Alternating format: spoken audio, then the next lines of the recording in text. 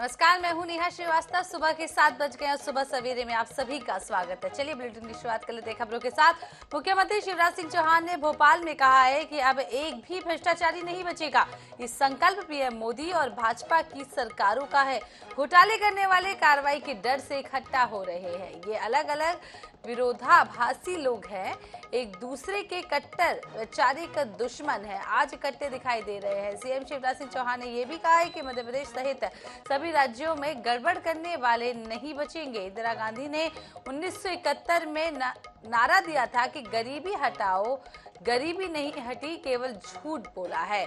सरेआम झूठ बोलने की गारंटी है। 10 दिन में कर्जा माफ किया तो राहुल गांधी बताएं। बेरोजगारी भत्ता दिया हो तो बताएं। फसल पर बोनस दिया हो तो बताएं। कौन सा वचन पूरा कर दिया है? सीएम शिवराज सिंह चौहान ने कहा है कि अब गारंटी देने आए हैं। इनकी गारंटी का एक सच है भ्रष्टाचार, महिलाओं का अपमान, नौजवानों को ठगने, किसानों को छलने, धोखा देने की गारंटी। लेकिन भाजपा की सरकार ने तय किया है कि अब एक भी भ्रष्टाचारी नहीं बचेगा।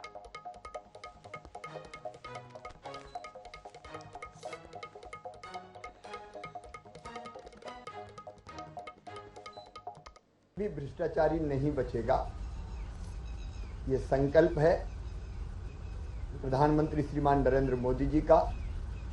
ये संकल्प है भारतीय जनता पार्टी की सरकारों का। जितने भी बड़े बड़े घोटाले करने वाले हैं वो सब कार्रवाई के डर से तो इकट्ठा हो रहे हैं। इनमें वैचारिक एकता नहीं है, इनका समान सोच नहीं है, इनके समान कार्यक्रम नहीं है। ये अलग अलग राज्यों में बुरी तरह लड़ रहे हैं, भिड़ रहे हैं, एक दूसरे की गर्दन काटने पर उतारू रहते हैं। अलग अलग विरोधाभासी लोग, एक दूसरे के कट्टर वैचारिक दुश्मन आज गलवैया क्यों डाल रहे हैं? उनको जेल दिखाई दे रहा है। गड़बड़ की है तो मोदी जी छोड़ेंगे नहीं। एक भी भ्रष्टाचार केवल झूठ की गारंटी देती है। गरीबी हटाओ कब कहा था कांग्रेस ने? इंदिरा जी ने 1971 में नारा दिया था गरीबी हटाओ। गरीबी हटी? केवल झूठ बोलना और सरेआम झूठ बोलना, गारंटी केवल झूठ बोलने की है। कर्जा माफ किया 10 दिन में, बताए राहुल गांधी।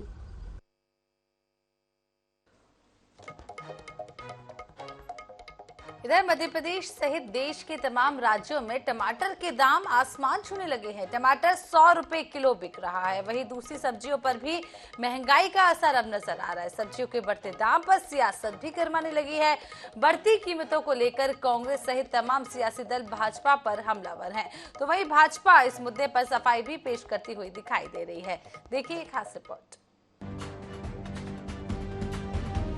मध्य प्रदेश कांग्रेस के नेताओं ने बढ़ते सब्जी के दामों को लेकर सरकार के खिलाफ विरोध जताया है। कांग्रेस के नेताओं ने केंद्र सरकार और राज्य सरकार पर एक बार फिर बढ़ती हुई महंगाई पर जमकर निशाना साधा है। कांग्रेस का कहना है कि ये डबल इंजन की महंगाई है।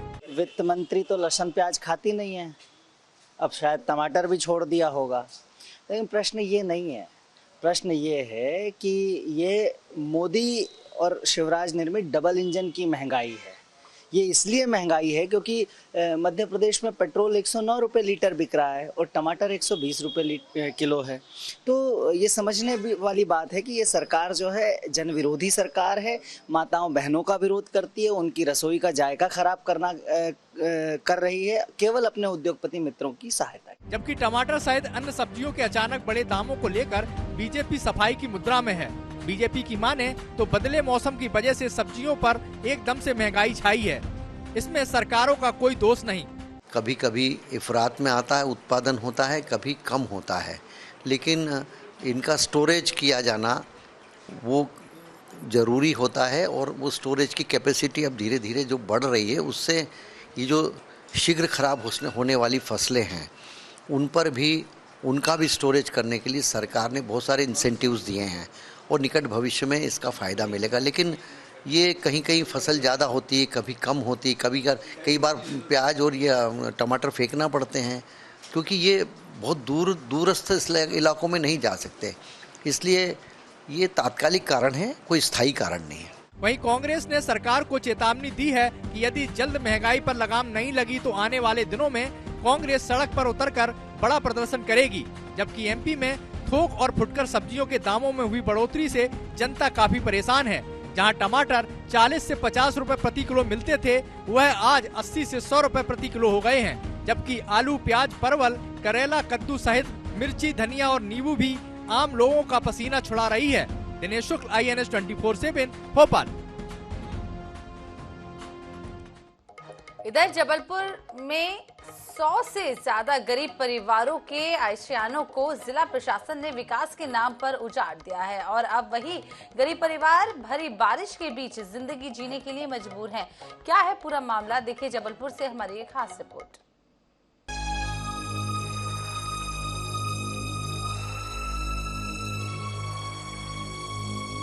बारिश के बीच कच्ची झोपड़ी में अपने बच्चों के साथ रह रहे ये लोग अपनी गरीबी पर आंसू बहा रहे हैं। दरअसल ये लोग जबलपुर के मनमोहन नगर में कच्चे मकान बनाकर रह रहे थे, लेकिन प्रशासन ने इन परिवारों को विस्थापित कर ग्राम चांटी के एक नाले के किनारे लाकर बसा दिया।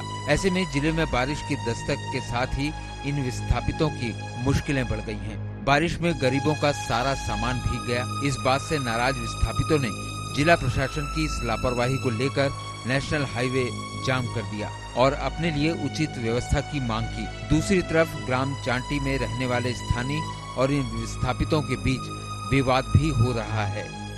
सर अभी हम लोग को 2 महीना हुआ है, यहाँ पर हम लोग से साइन करवा लिए लाल हवेली करके के लाल हवेली में तुम लोग को प्लाट देंगे, और ला के यहाँ फेंक दिए चाटी गांव में। जिस दिन लाए थे उस दिन भी इतने कीचड़ था, तो हम लोग ने चक्का जाम करे थे, तो ला के जगह बस नापे आपकी सब व्यवस्था करेंगे, कुछ व्यवस्था नहीं है। टैंकर रहा पानी का, वो भी उठा के ले गए। 2 दिन की बारिश में जब ये हाल है, 4 महीने की बारिश में क्या हाल होगा। छोटे छोटे बच्चे, हम लोग अगर नाला भी आ जाएगा तो हम लोग फिर कहाँ जाएंगे। जो कि कल 2 दिन की बारिश में बह गई, नाला बन गया पूरा, वहाँ से पानी भर रहा। सब टपरियों में तो रहने की व्यवस्था नहीं है, खाना पीना हर चीज़ 2 दिन से खाना नहीं बनता। घूमे फिर भी दिक्कत है हर चीज़। लाल हवेली कह के गए तो हम लोग के यहाँ पटक दिए लाल। 2 दिन की बरसात में कई सांप निकल चुके हैं, छोटे छोटे बच्चे हैं सबके घर में। ये ऐसे बड़े बड़े सांप मारना पड़ रहा है डेली का, एक नहीं डेली का 2-2, 4-4 मारना पड़ रहा है। माड़ोताल की एक शासकीय जमीन पे कुछ व्यक्तियों ने, लगभग 100 परिवार थे, उन्होंने अतिक्रमण कर रखा था। उस अतिक्रमण को हम लोगों ने विगत 2 माह पहले हटाया था, और उन अतिक्रमणकारियों को, चूंकि वो सारे परिवार वहाँ निवास कर रहे थे, तो उन लोगों को हम लोगों ने एक आकस्मिक व्यवस्था के तौर पे एक अन्य जगह पे जो चांटी करके वहाँ पे मतलब वहाँ पे उन्हें ज़मीन दी थी अस्थायी रूप से। वर्तमान में उनके द्वारा रोड, नाली और वहाँ पानी भरने को लेके समस्याओं को लेके चक्का जाम की आज सूचना हमें सुबह प्राप्त हुई थी। वर्तमान में चक्का जाम खुलवा लिया है और उनकी जो भी डिमांड हो रही है रोड नाली के संबंध में, उनको हम लोग अभी प्रशासकीय स्तर पे उसका परीक्षण कर रहे हैं। प्रशासन ने मानवता दिखाते हुए विस्थापितों को ग्राम चांटी में जगह दी है, साथ ही बांस, बल्ली सहित पन्नियां भी दी हैं, लेकिन मानवता के नाम पर ये इंतजाम नाकाफी साबित हो रहे हैं। ऐसे में इन विस्थापित परिवारों को प्रशासन से और अधिक मदद की दरकार है। अब ये देखना होगा कि प्रशासन के आश्वासन का क्रियान्वयन कब और किस तरह से होगा। जबलपुर से INS 24/7 न्यूज के लिए फतेह सिंह की रिपोर्ट। वहीं भोपाल में बारिश के साथ ही नगर निगम की सफाई व्यवस्था के दावे की पोल भी खुल गई है। तेज बारिश के बाद शहर के अलग अलग इलाकों में जलभराव की स्थिति बनी हुई है। निगम ने दावा किया था कि साफ सफाई की जा रही है, लेकिन कुछ ही घंटों की बारिश में दावों की हकीकत सामने आ गई है। देखिए ये रिपोर्ट। भोपाल में नगर सरकार की जिम्मेदारी है कि शहर में जनता की समस्याओं को दूर किया जाए। नगर सरकार बनने के बाद परिषद की कई बैठकें हो गईं। बारिश से पहले भी बैठक बुलाने की विपक्ष ने मांग की थी, लेकिन सुनवाई नहीं हुई। नगर निगम दावा करता रहा कि शहर में नाले नालियों की साफ सफाई जारी है। इस दावे की हकीकत भी बारिश के साथ साथ खुल गई। राजधानी के कई इलाकों में जलभराव की स्थिति बन गई। लोगों के घर, दुकान, मकानों में पानी भर गया। राजधानी के 40% नाले नालियां, ड्रेनेज सिस्टम पूरी तरह से चोक हो गए, जिसकी वजह से निचली बस्तियां और शहर के अलग अलग इलाकों में पानी घरों के भीतर आ गया।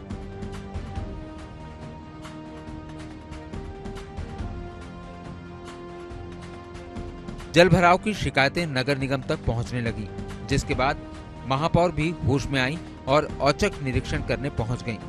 महापौर का दावा है कि नगर निगम के कर्मचारी 8 घंटे की ड्यूटी कर रहे हैं। जहां भी शिकायतें मिल रही हैं, नगर निगम की टीम जाकर जल भराव की स्थिति को नियंत्रित करने में जुटी हुई है। लेकिन हकीकत ये है कि राजधानी के अलग अलग इलाकों में लोग बारिश के पानी से परेशान हैं। ऐसे में सवाल रहवासी पार्षदों से पूछ रहे हैं कि आखिर सरकार की ऐसी लचर व्यवस्था क्यों बनी हुई है। आपदा प्रबंधन की जो हमारी टीम है, कंट्रोल रूम है, उस कंट्रोल रूम का आज मैंने आकर के और जानकारी ली, क्योंकि अभी 2-3 दिन से जो परेशानियां आ रही थी, तो कंट्रोल रूम में कितनी शिकायतें आई हैं और कितनों का निराकरण हुआ, हमारे कौन कौन से कर्मचारी 8-8 घंटे की ड्यूटी पर है, उसकी मैंने जानकारी ली है। एक्चुअली क्या होता है कि जनता से मैं बार बार 1 साल से पूरा अपील करती हूँ कि लोगों ने घरों के सामने जो नालियां बनी है, उन नालियों को पैक कर लिया है। अब बारिश का पानी है, वो तो प्राकृतिक देन है, बारिश तो होगी। अब बारिश होगी तो सड़क पर से पानी निकलेगा तो थोड़ा तो टाइम लगेगा, और नाली यदि खुली रहेगी तो वो नाली के माध्यम से पानी निकल जाएगा। अब लोग शिकायत करते हैं कि हमारे घर में पानी भर गया, और उनके घर पर जाकर देखें तो आसपास में कहीं भी पानी निकलने का कोई साधन ही नहीं है, या फिर किसी ने आगे जाके अपना मकान ही ऐसा बना लिया है कि पानी का रास्ता रोक लिया है। तो ऐसी जगह स्थितियां बनेंगी कि पानी कहीं यदि भराव होगा तो उसकी भी नगर निगम व्यवस्था बनेगी। देखिए, लगातार हम लोगों ने इस बात को पिछली परिषद में भी, आप लोग सब मीडिया साथियों को मजबूत है, हम लोगों ने इस बात को लगातार उठाया, इस बात पर चर्चा कराई जाए। और महापौर जी ने हमें आश्वस्त किया था कि बैठक भी उन्होंने रखी थी और आश्वस्त किया था कि नालों की साफ सफाई होगी, लेकिन आज दिनांक तक नाले पूरी तरह से साफ नहीं हो पाए। ये सारा संज्ञान मुझे लगता है कि महापौर जी कहीं ना कहीं अपरिपक्व हैं या उनको नॉलेज नहीं है। ये सारे नाले 15 मई के पहले साफ होते हैं। अब बरसात में आप पुगने उतारोगे तो नालों में कैसे उतरेंगी पुगने ने, आप बताइए। और हमें इस बात के लिए हमारे नेता प्रतिपक्ष समस्या की ने भी जो है इस बात का उल्लेख किया कि विशेष बैठक बुलाई जाए ताकि पार्षद लोग अपनी बात को पूरी तरह से कह सकें, लेकिन उसको भी अनसुना कर दिया। और लगातार अगर पानी कहीं भरता है, इसलिए निगम प्रशासन और महापौर जिम्मेदार होंगे। बहरहाल आने वाले 2-3 महीने नगर निगम के लिए चुनौतीपूर्ण हैं, क्योंकि बारिश का दौर लगातार जारी रहेगा। आशंका भी इस बात की जताई गई है कि इस साल भारी बारिश होगी। हर साल राजधानी में बारिश की वजह से लोगों के घरों में पानी घुसना उनके लिए मुसीबत बन गया है। क्या नगर निगम और बीजेपी के तमाम पार्षद इस बात का इंतजार कर रहे हैं कि इस मामले में भी मुख्यमंत्री हस्तक्षेप करें? फिर नगर निगम नींद से जागेगा। INS 24/7 के लिए भोपाल से संवाददाता सनी मालवी की रिपोर्ट। इधर मध्य प्रदेश में होने वाले विधानसभा चुनाव को लेकर सर्वे एजेंसियां सीटों की गणित बता रही हैं, तो वहीं ज्योतिषाचार्य अब प्रदेश में किस राजनीतिक दल को बहुमत मिलेगा और कौन इस रेस में पिछड़ेगा, इसकी भविष्यवाणी भी कर रहे हैं। देखिए रिपोर्ट। मध्य प्रदेश में आगामी विधानसभा चुनाव में किसकी जीत और किसकी हार होगी, इसको लेकर भविष्यवाणियां की जाने लगी हैं। दिल्ली निवासी ज्योतिष सलील ने MP में कांग्रेस की प्रचंड बहुमत से सरकार बनने का दावा किया है। ज्योतिषाचार्य सलील का कहना है कि इस बार कांग्रेस मध्य प्रदेश में सभी रिकॉर्ड तोड़ेगी।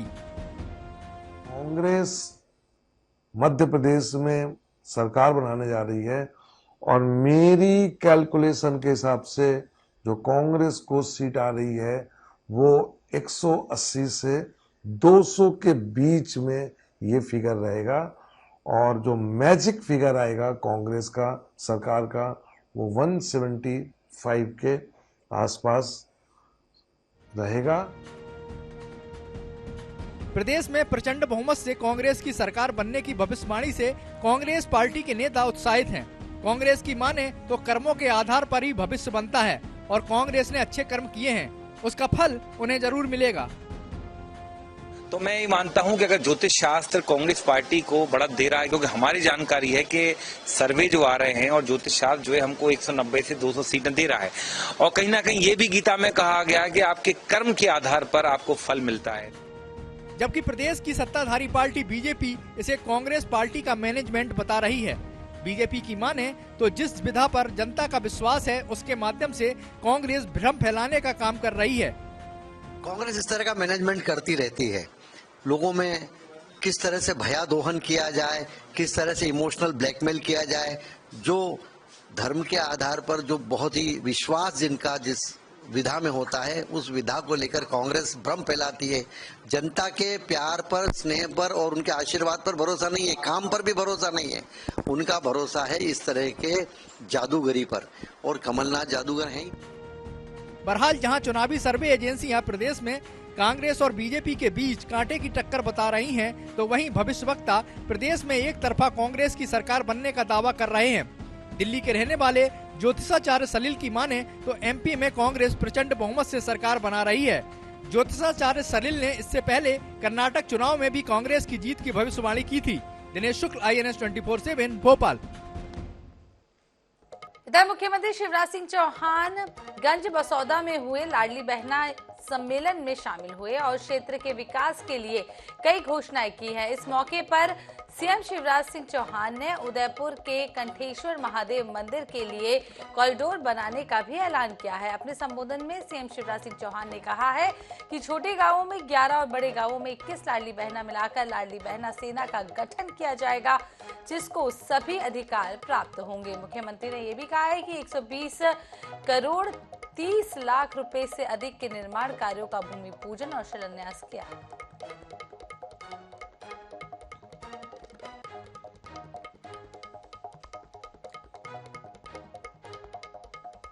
इधर रीवा से एक अनोखा मामला सामने आया है। मामला एक बकरा पर मालिकाना हक से जुड़ा हुआ है। दरअसल सिविल लाइन थाने में उस वक्त पुलिस पशुपेश में पड़ गई जब एक बकरे के 2 दावेदार पुलिस स्टेशन पहुंच गए। एक पक्ष ने 7-8 महीने पहले बकरा चोरी हो जाने का हवाला दिया और लंबे अरसे तक उसका पालन पोषण करने के साथ ही उसकी तस्वीर अपने पास होने का दावा किया। वहीं दूसरे पक्ष ने 1 साल पहले बकरे को 15,000 रुपए में खरीदने का दावा पेश किया।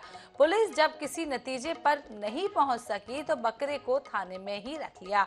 अब पुलिस ने दोनों पक्षों से मालिकाना हैसियत से संबंधित पुख्ता सबूत पेश करने के लिए कहा है।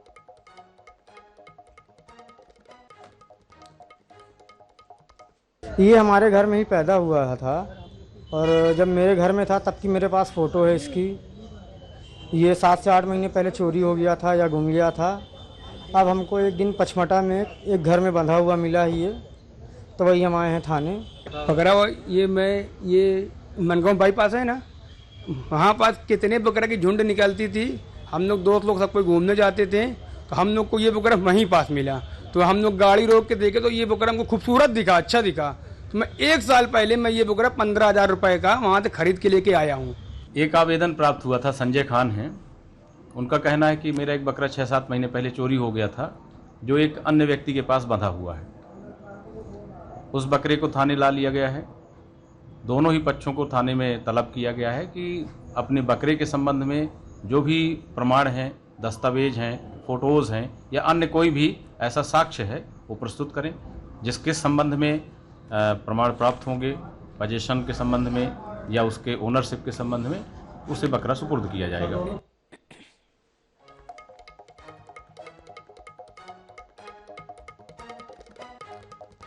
तो रीवा से एक खबर आपको बता रहे हैं, जहां एक अजीबोगरीब मामला सामने आया है। एक बकरे को लेकर 2 लोग मालिकाना हक दिखा रहे हैं।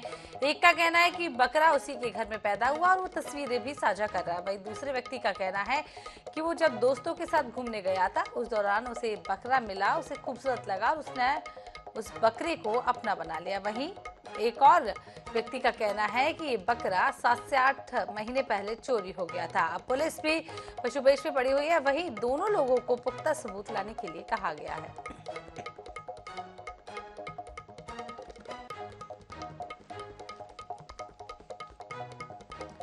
इधर जबलपुर में हो रही लगातार बारिश ने नगर निगम के दावों की पोल खोलकर रख दी है। शहर के निचले इलाके जलमग्न हो गए हैं। सुहागी की साई कॉलोनी में बारिश का पानी घरों में भी घुस गया है, जिसको लेकर लोग रात भर परेशान रहे और पानी बाहर निकालते रहे। स्थानीय निवासियों का कहना है कि जब से कॉलोनी को नगर निगम में शामिल किया गया है, ये समस्या बनी हुई है। नालियां जाम होने और पानी निकासी की व्यवस्था नहीं होने से घरों में पानी भर रहा है। इस समस्या का कोई निराकरण भी नहीं हो रहा है। मामले में पार्षद का आरोप है कि शिकायत के बावजूद महापौर ने कार्रवाई नहीं की।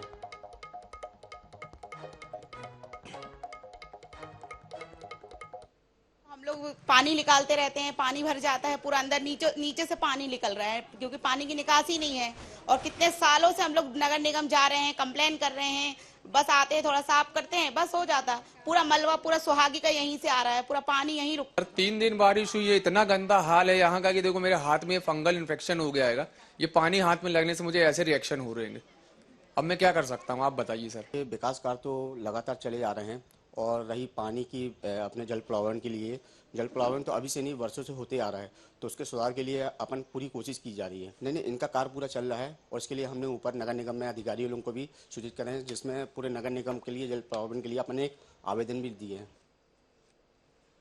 बहुत कोशिशें हुई सूरतें बदलने की, लेकिन हालात हैं कि जस के तस बने हुए हैं। ये हालात नजर आ रहे हैं जबलपुर के सुहागी साई कॉलोनी में। देख सकते हैं कि यहाँ पर जो बच्चे हैं, बुजुर्ग हैं, तमाम प्रकार के जितने भी लोग यहाँ पर रहते हैं, बीते 20 साल से नरकी जीवन यहाँ पर व्यतीत कर रहे हैं। कहने को तो ये ग्राम पंचायत थी, लेकिन उसके बाद जब नया वार्ड बना तो नगर निगम में इसको शामिल कर लिया गया, लेकिन हालात नहीं कि बदलते नहीं और टैक्स लोगों का लिया जा रहा है। टैक्स जो है उसकी रसीदें भी, तमाम प्रकार के टैक्स जो है यहाँ पर लग रहे हैं, लेकिन सूरतें नहीं बदल रही हैं। तस्वीरें बयान कर रही हैं कि हालात जो हैं वो बद से बदतर हैं। लोगों की समस्याएं जो हैं वो बनी हुई है। जरा सा पानी गिरता है कि पूरे मकानों में पानी भर जाता है। जिस प्रकार से आप देख सकते हैं, हमारे साथ कुछ लोग यहाँ के स्थानीय निवासी हैं, वो भी मौजूद हैं। क्या नाम आपका? मेरा नाम भोले शंकर सैयाम है। भोले जी, कब से बने ये हालात और किस प्रकार के हैं? जी, जब से नगर निगम आया ना, नगर निगम जब से आया है तब से ये हालात और डबल हम लोग परेशानी में चले गए हैं और नगर निगम सुनता ही नहीं है। अब ये जैसे नालियां इतनी जाम हैं, अगर हम इनसे बोलें कि बड़ी गाड़ी भेज दो, सील उठवा लो, तो नहीं भेजेंगे। कितनी देर की बारिश में ये स्थिति बन जाती है? सर, आधे से 1 घंटे की बारिश में ये स्थिति बन जाती है। पूरा मतलब कि पानी जाम हो जाता है। यहाँ पे 3 से 4 फीट आराम से 1.5 घंटे पानी गिरता है तो 4 फीट पानी पहुंच जाता है। वहां पे सामने खेत है, वहां पे पानी जाता है, वहां पे ब्लॉक हो जाता है क्योंकि खेत में पानी जब बहने के लिए जगह नहीं होती है। तो हमारा मकसद यही है सर कि आप यहाँ पे एक नाला बनवा दें, बड़ा सा नाला, जिसका फ्लो यदि यहीं से होता है तो फ्लो यहीं पे रहे, हमारा बड़ा नाला होते हुए यहाँ से बाहर गिर जाए पानी। चलिए बात भोपाल की कर लेते हैं। चूंकि देश भर में आज मनाई जा रही है बकरी ईद और ईद उल अजहा का त्योहार है। ईदगाह मस्जिद में अदा की गई है भोपाल में नमाज। तो देश भर में आज ईद का त्योहार मनाया जा रहा है। बकरा ईद आज है और सुबह सुबह से तस्वीरें सामने आ गई हैं जहां मस्जिदों में अदा की गई है नमाज।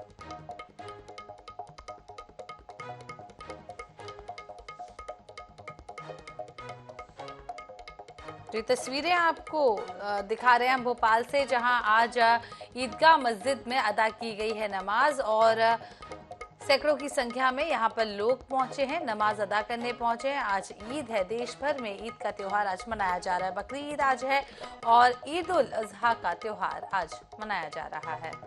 सनी मालवीय हमारे साथ जुड़ गए हैं। सनी, आज ईद का त्योहार है। भोपाल में ईद बेहद ही शानदार तरीके से मनाई जाती है, क्योंकि वहां पर एक तबका ऐसा है जहां ईद के त्योहार को लेकर काफी रौनक देखी जाती है। क्या तस्वीरें सुबह सुबह आपको देखने को मिली? जी, निश्चित तौर पे आज देश भर सहित मध्य प्रदेश की राजधानी भोपाल में भी ईद का त्योहार जो है हर्षोल्लास के साथ मनाया जा रहा है। इस वक्त मौजूद हूँ राजधानी भोपाल की ईदगाह मस्जिद में। आपको मैं कुछ तस्वीरें दिखाना चाहूंगा। ये तस्वीर वो बयां कर रही है जो अमन शांति चैन की जो है दुआ की जा रही है। लगातार ईद का पर्व जो है हर्षोल्लास के साथ यहाँ ईदगाह में मनाया जा रहा है और ईदगाह जो है ईदगाह में जो है पहली नमाज जो है ईद की पहली नमाज अदा की जा रही है। ईद की पहली नमाज मुस्लिम समुदाय की भाई बड़ी संख्या में यहाँ पहुंचे। हजारों की तादाद में यहाँ मुस्लिम समुदाय के लोग हैं जहाँ मौजूद है। और आपको बता दें कि कुर्बानी के पर्व के रूप में यह पर्व मनाया जाता है। एक दूसरे को गले मिलकर ईद की बधाइयां और शुभकामना भी जो मुस्लिम भाई हैं वो भी दे रहे हैं। देश की अमन चैन और शांति की दुआ भी की जा रही है। भोपाल की सभी मस्जिदों में ईदगाह मस्जिद में सबसे पहले नमाज पढ़ी जाती है, उसके बाद सभी मस्जिदों में नमाज पढ़ी जाती है। हर्ष उल्लास के और खुशियों के साथ आज ईद का त्योहार मनाया जाएगा। मौसम ने बारिश को लेकर अलर्ट जारी किया था, लेकिन बादल छाए हुए हैं, लेकिन बारिश ने नहीं हो रही है। पुलिस प्रशासन की ओर से सुरक्षा के तमाम जो पुख्ता इंतजाम भी किए गए हैं, क्योंकि जो भोपाल है। भोपाल एक गंगा जमुना तहजीब का जो शहर माना जाता है, एक भाईचारे के साथ जहां मुस्लिम समाज और हिंदू समुदाय के जो लोग हैं वो आपस में मिलकर जो है ईद की तमाम जो बधाई एवं शुभकामनाएं देता है। ये तस्वीर वो बयां कर रही है अमन और भाईचारे की तस्वीर है और अमन और शांति के लेकर ये तमाम जो दुआ यहाँ ईदगाह की मस्जिद में की जा रही है। और आज हर्षोल्लास का जो ईद का पर्व है राजधानी भोपाल समेत देश भर में बड़ी हर्षोल्लास और खुशियों के साथ मनाया जाएगा। जी, जिस तरीके से तस्वीरें दिखाई, वाकई में हर्षोल्लास के साथ त्योहार मनाया जा रहा है। बहुत बहुत शुक्रिया सनी, तमाम तस्वीरें दिखाने के लिए, तमाम जानकारी देने के लिए।